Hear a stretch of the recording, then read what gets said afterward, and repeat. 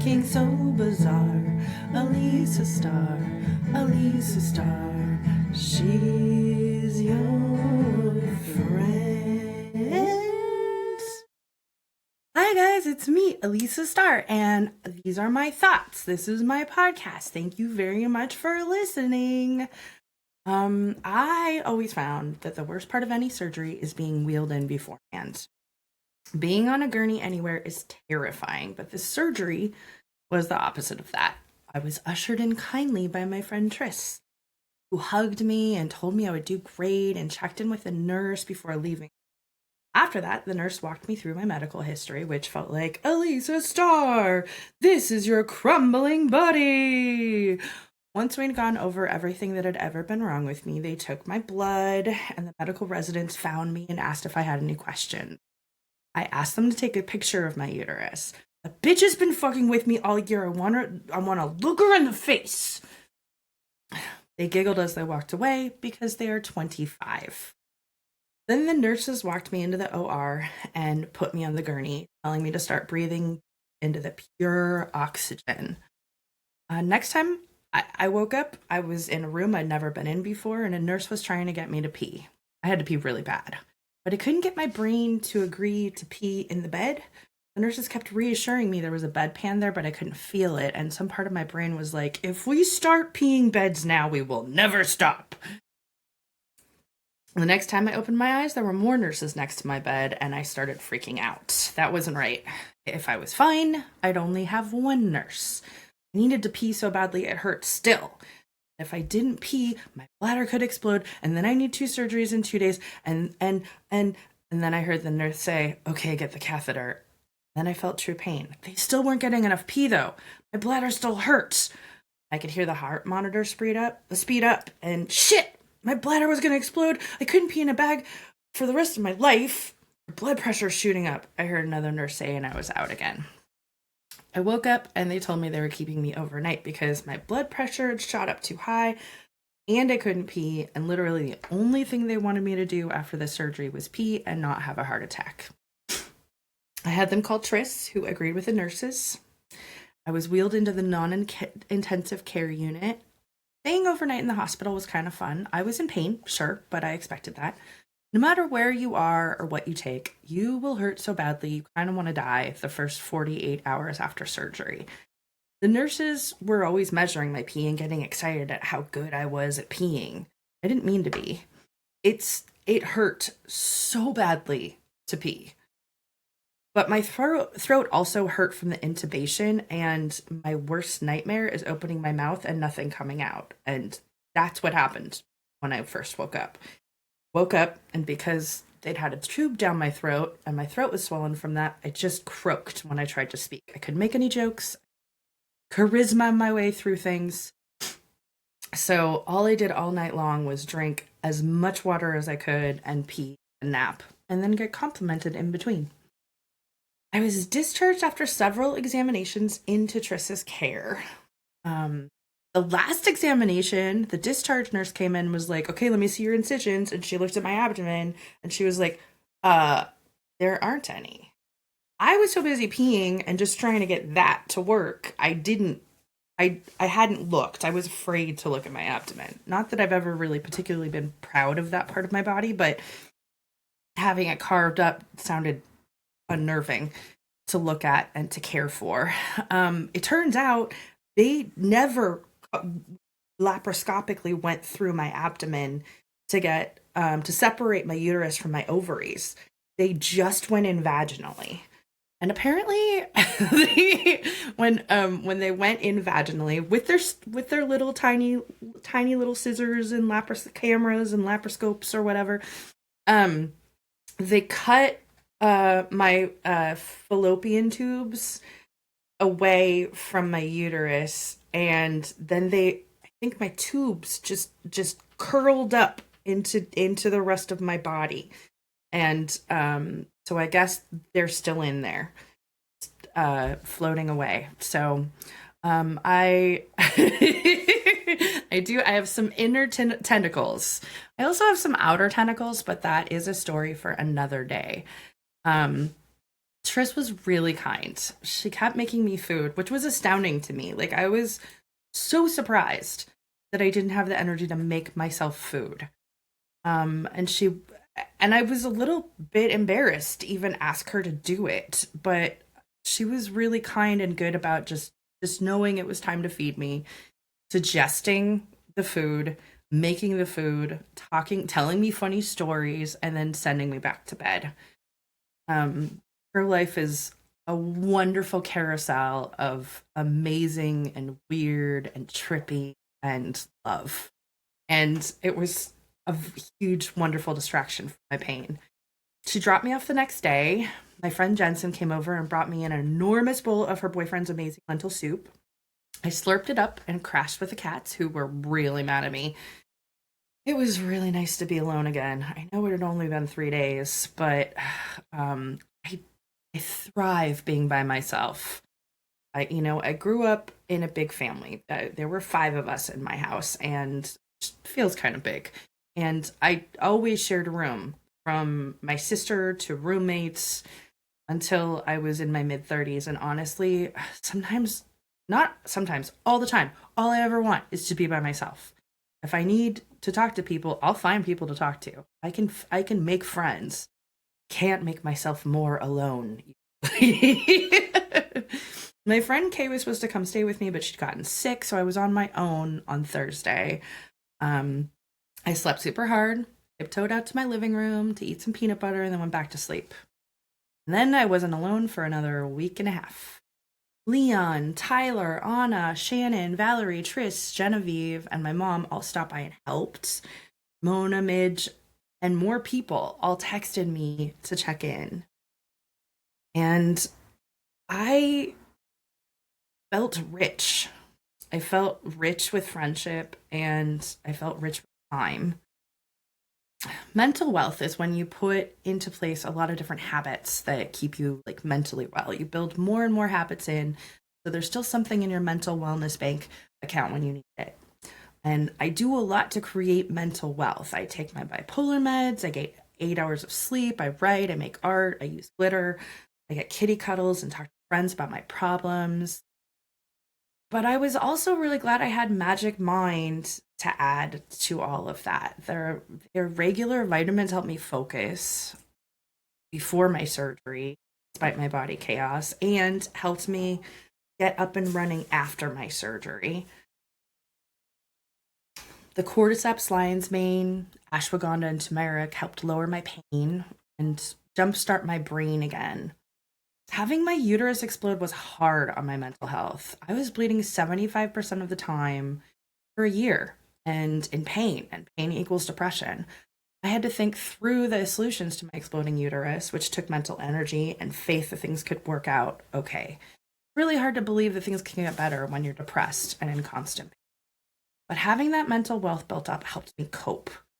Magic Mind has 2 different shots right now. There's the focus shots for your daily routine, and the sleep shots to help you wind down. Magic Mind is having a January mental wealth challenge. There's no better time to start than now. We really need mental resilience this year. Magic Mind can help you improve your clarity when you're asleep and awake. And you can get 45% off the Magic Mind bundle with my link.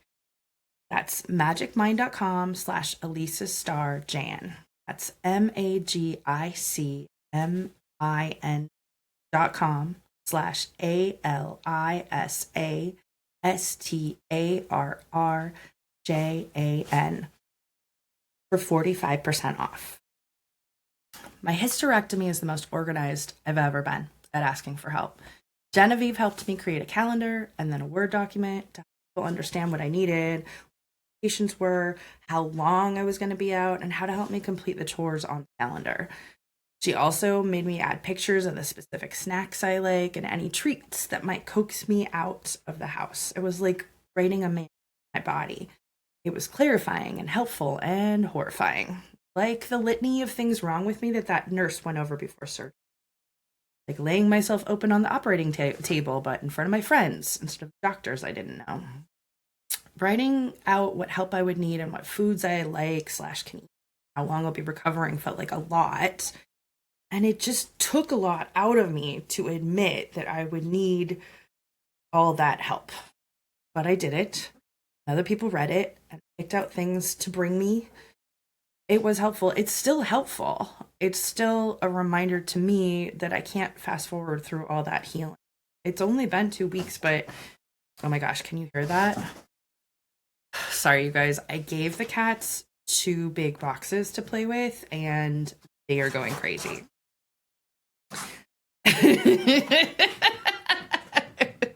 It doesn't help that whenever Gonzo or Moose or Clodovid crawl into a box, I tell them that they're doing excellent box work. Like, I should probably encourage them less. It's just so much fun to see them going crazy for no fucking reason at all. Technology makes it easier to text and email and post about what your life is like, and it's also made it easier to ask for what you need specifically from people. The thing is that you have to know the people you're actually asking. You still have to actually give a shit about them. It can't feel random. It can't feel like you're soliciting every single person or random people you've never met. And I was able to go out and sell in bars and talk to people who regularly bought my art or who had never met me before. You know, my coworkers, strangers. 3 times a week, I would go out and I tell the story about my uterus explosion and my surgery and my pain, and also the things I discovered about uteruses along the way. Excuse me. And every step of the way, I had to have a talk with myself and drop down a wall. I had to have a talk with myself before I started posting videos about my upcoming surgery or about how fucking broken down my uterus is. I had to have a talk with myself before I started telling strangers about my broken fucking uterus.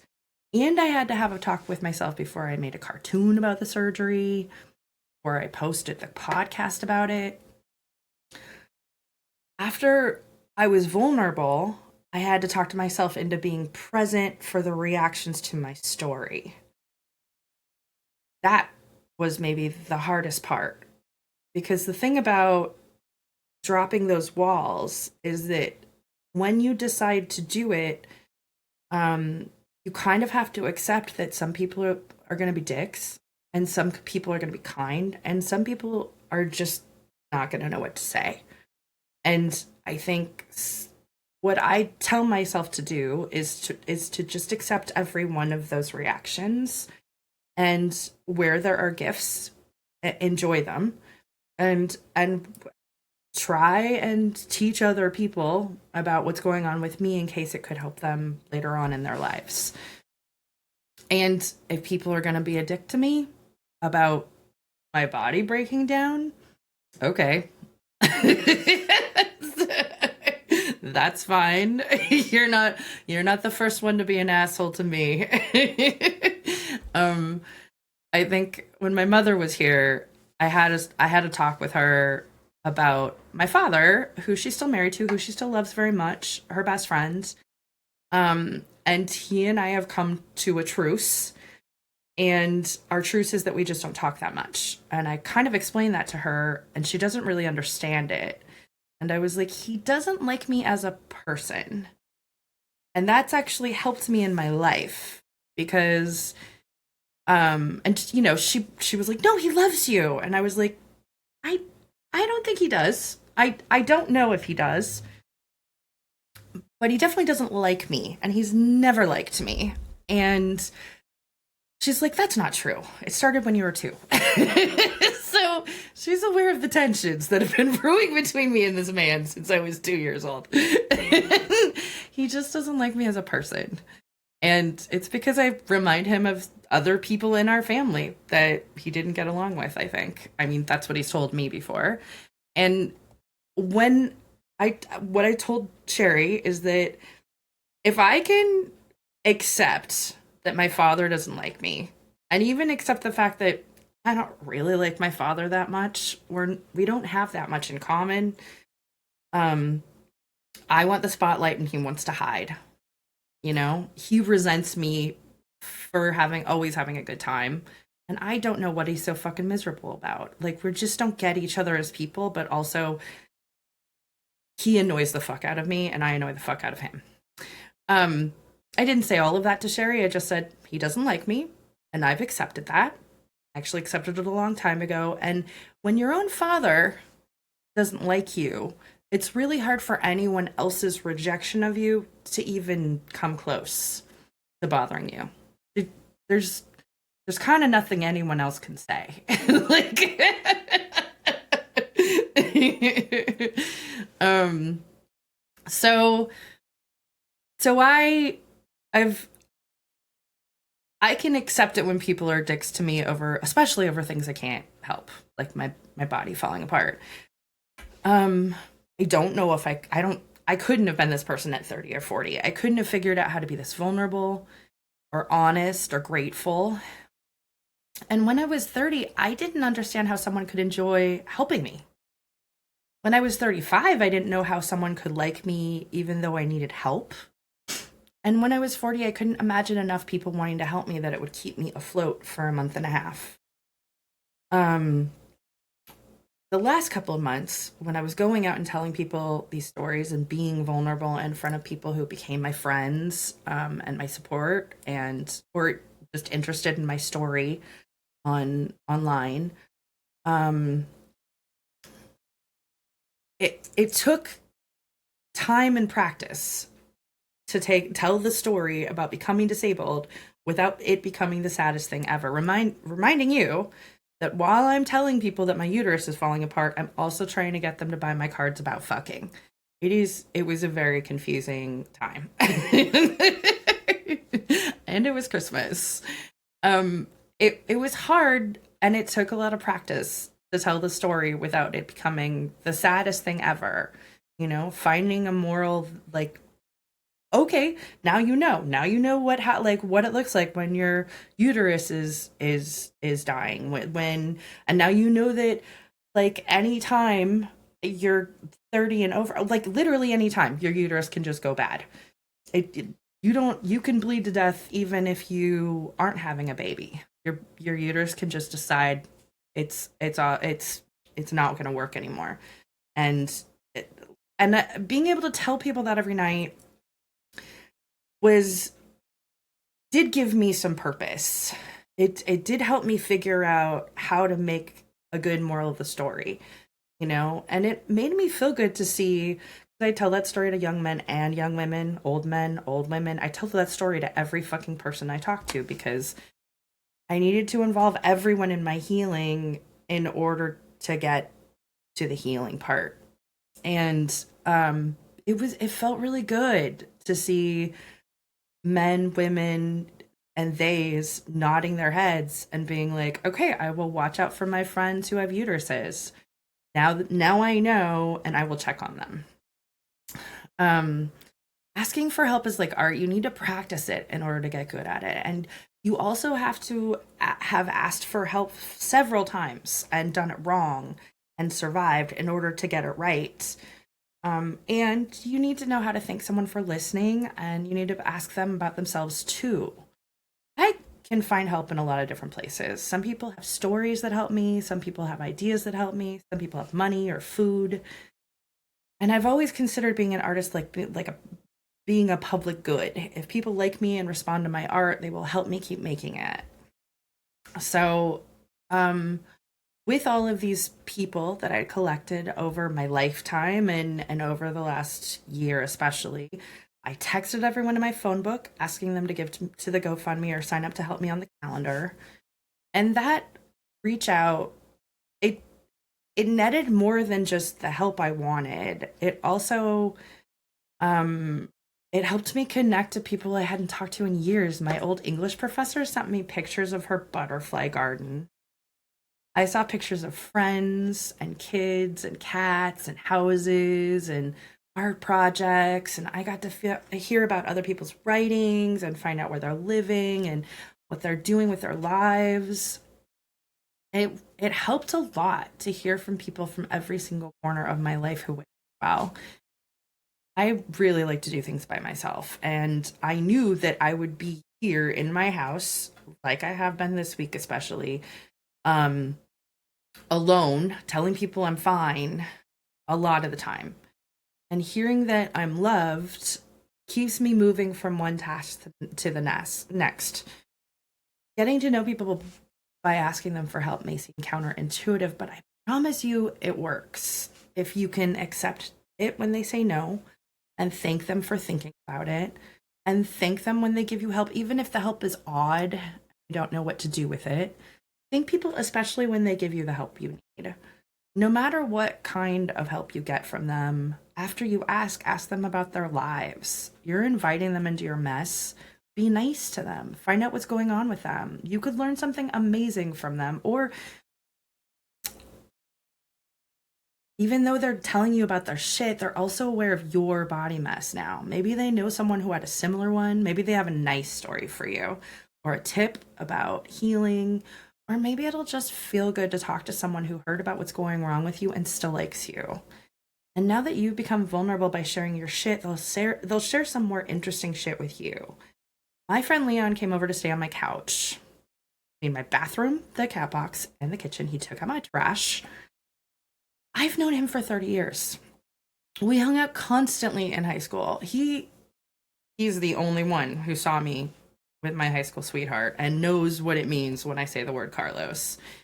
We hung out constantly in high school, and we've hung out regularly in the 30 years since then.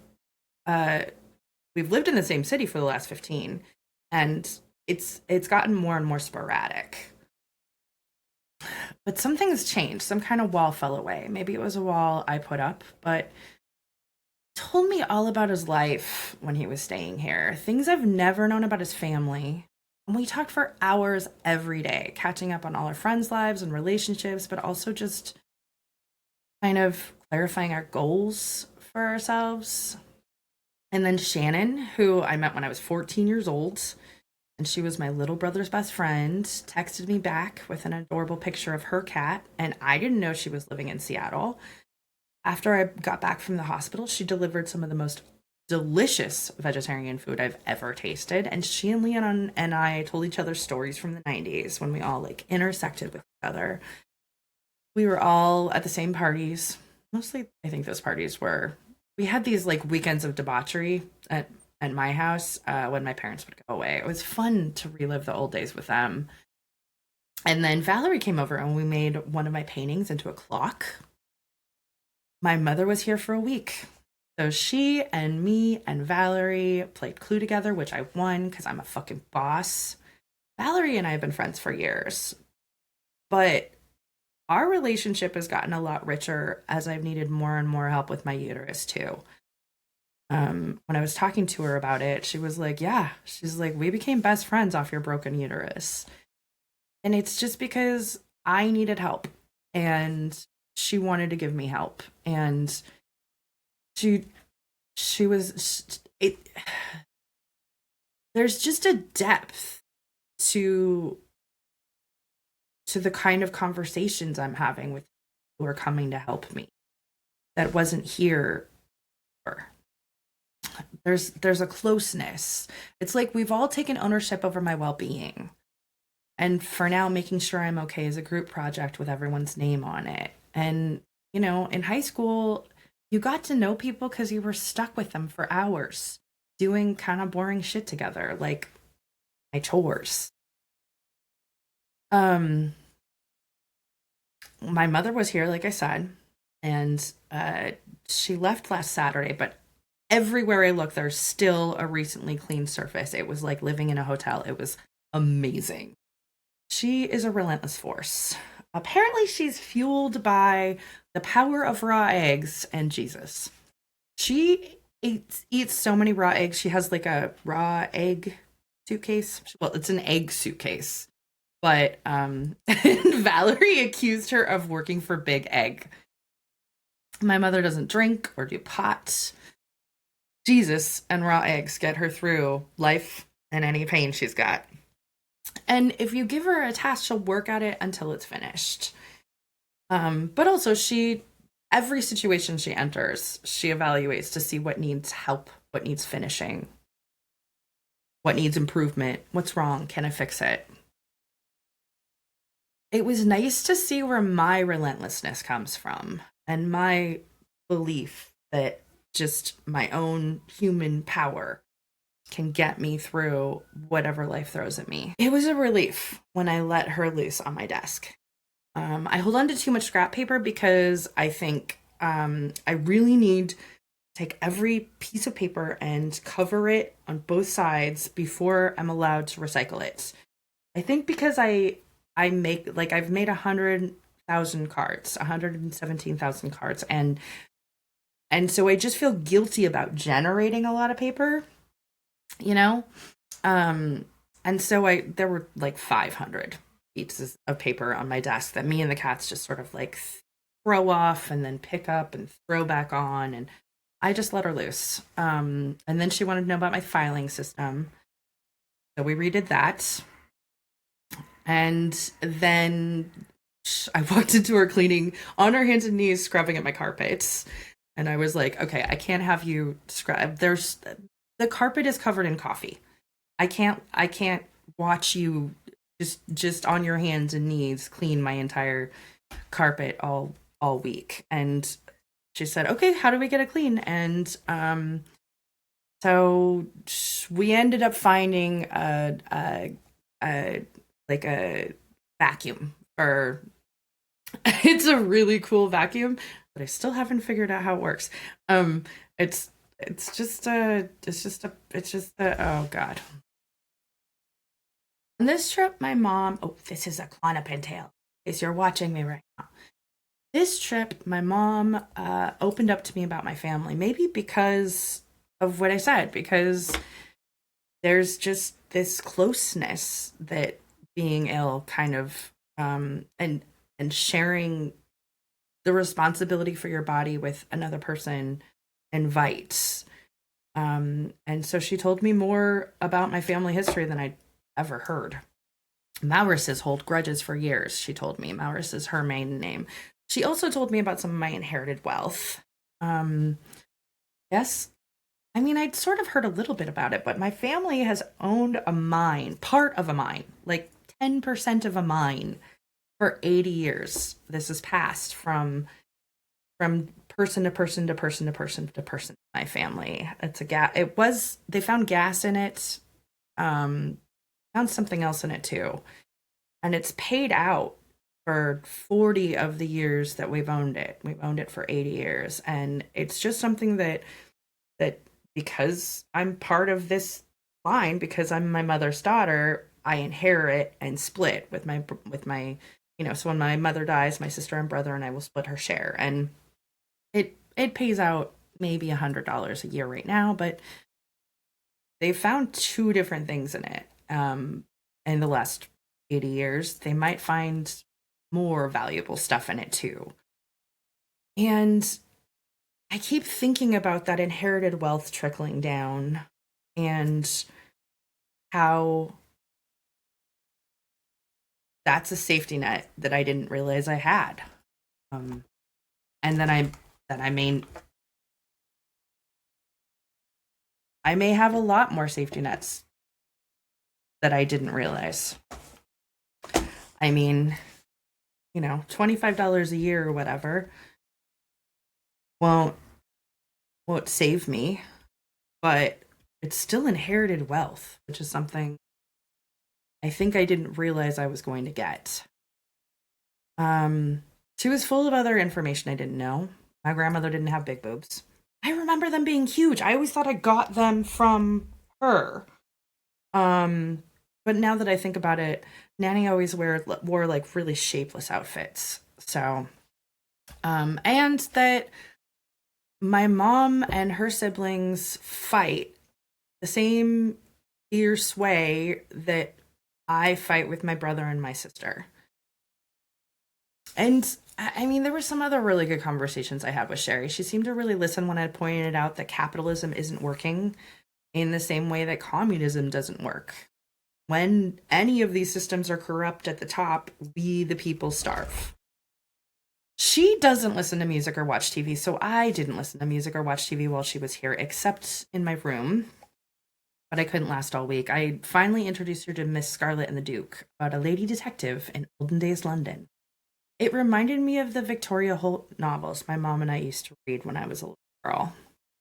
When I broke my first leg, it was an accident, so I couldn't round up support for myself. And I was living in Portland. I didn't have a community there. I had to rely really heavily on my roommate. And when I broke my second leg, it was another accident. I just moved to Seattle. I knew people who I loved who wanted to help me. But again, it was so sudden. I didn't know what I needed help with. And in the early days of social media, there wasn't an easy way to tell people I needed that help or the kind of help I needed. I made mistakes both times. I didn't say thank you enough. I wasn't grateful. I was just despondent. I was living in the fear that being suddenly disabled brings with it. It was also 15 years ago. I had 10 years less therapy and I hadn't been diagnosed with bipolar just yet. I hadn't found better living through chemistry. I was always afraid and anxious anyway. And I also hadn't figured out how to accept comfort yet. Every one of us will become disabled at some point in our lives. We fall and we break, sometimes temporarily, sometimes permanently. Getting older is a series of small disabilities adding up until your body hits that cascade of failures. Despite being in debilitating pain, the prospect of the surgery was terrifying. You don't have a very high likelihood of dying, my cousin Ramona reminded me. I know that. I'm not worried about dying. I have a lot more problems if I live older. Any surgery has a chance of killing the patient. Anytime you put someone under and fuck with their insides, you could kill them. This is probably more like 5% of a chance. I was more terrified that the surgery wouldn't work, that I would go through all this healing and I would come out of all of it in debilitating pain still. And I was terrified they'd take out my uterus. And if I still wasn't okay, they'd just shrug and say, well, we tried. And I just rot, eventually driven crazy by pain, becoming homeless, unloved, and unmissed, and unmoored. That fear has kept me off the internet since getting back from house. The people I talk to are right in front of me. They show up at my house. I've not connected to the outside world. I've been at home waiting to see what the verdict is in. And a few days ago, I realized I'm in less pain than I was before the surgery. It worked. And some part of me has been slowly letting out a sigh of relief. My mother has the energy and enthusiasm of a golden retriever. She loves to walk. I knew if she was here while I was healing, she would happily push me. I was really proud of myself for keeping up with a 70-year-old woman, which embarrassed me until I reminded myself I was a week out from surgery. And we were going up and down the hills of Seattle. I'm still not able to sit or stand or even think like I was, but every day gets a little easier. I feel less pain in my vagina because it turns out when they not only yoinked it through my vagina, they took all their tools through and then they stuck a catheter in after it. It still hurts a lot, actually. This was the first time I was able to say everything I wanted to beforehand. And I wrote a last will and testament. I called Tyler to check in with him. What if my charisma comes from my uterus and we just don't know? Tyler laughed. Well, your uterus has been going wrong all year and you've been just as fiery and funny as ever, he pointed out. Oh, yeah, right. But if something happens and your charisma was in your uterus, I'll help you find it, he promised. I giggled, and thinking of Tyler and the search for my uterus through bags of medical waste, thinking of making it into a kid's book like that helped me ease my pre-surgery jitters. It's not a dangerous surgery, he reassured me. You don't have to make a will or anything. Well, having said that, we did make a will. It's a Google document. You just get the rights to all my art. But also, just so you know, I want to be cremated and combined with glitter. So every time someone sees glitter, they wonder, is Alisa in there? By volunteering to help me, my friends have joined the Taking Care of My Body group project. While we work on it together, we talk, and it's not just that I'm getting to know the people who have helped me better, it's the way I'm getting to like I said, when people work together, they tell each other deeply personal things. Friendships have just gotten so much richer this month. And my house has been cleaned by kind hands that love me. And I've got a fridge full of delicious. I'm not trying to brag. I know it's hard to find support, and I know that creating support for yourself if you've grown up in an abusive home is hard. Only one person texted me back, "You're a fucking dumbass. I don't care what happens to you. Don't ever text me again." But any other time in my life, it might have been more people, or most of the people, or there just might not have been that many people to text. Part of letting my walls down was accepting that people might be dicks to me because I was asking for help or in pain or because I was scared and they saw that as a weakness. That's just part of it. People may be dicks to you for asking, they may resent any help you get, and you're also going to have to fight through all your doubts about whether you deserve things while you say you deserve things. If someone isn't nice enough to me, they lose my attention. Like, they just fall out of my focus. Unless their rejection is hilarious or interesting, I forget that they exist. I want you to learn how to do that. If you put yourself out there, you have to ignore the people who want to fuck with you. I hope that you find the kind of community I have right now. I just want you to know that being vulnerable can help you get that. And that vulnerability often gets met with vulnerability. I want you to figure out how to protect yourself by dismissing people who are dicks. And I want you to figure out how to recover in a community of people who want you to be okay. I hope all of you have a wonderful healing, just like this one has been for me. I had to try 2 broken legs I had to practice on before I ended up with this uterus yoink going amazingly well. I feel like I failed at getting help or receiving help or asking for help with those 2 broken legs, but this uterus yoink, I finally got right, and I hope that some of the things I've told you can help you too. I also hope that you get to try Magic Mind for yourself because it's super helped me too. It's nice to get all my vitamins in one place. It's feels good to have my inflammation just naturally just at least at 1 point lower because I've got Magic Mind on board every day. And it's also kind of amazing to get the caffeine and energy without the jitters. So if you want to get 45% off that Magic Mind bundle with my link, it's magicmind.com/Alisa Starr Jan. That's magicmind.com/ALISASTARRJAN. Thanks, you guys. Thanks for listening to my thought.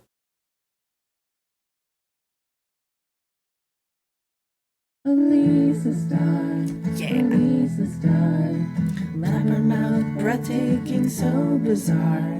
Alisa Starr, Alisa Starr, trying to get you to laugh at your stars. Alisa Starr, Alisa Starr, tells you the truth wherever you are. Alisa Starr, Alisa Starr, she is a booby blabbermouth who is yours.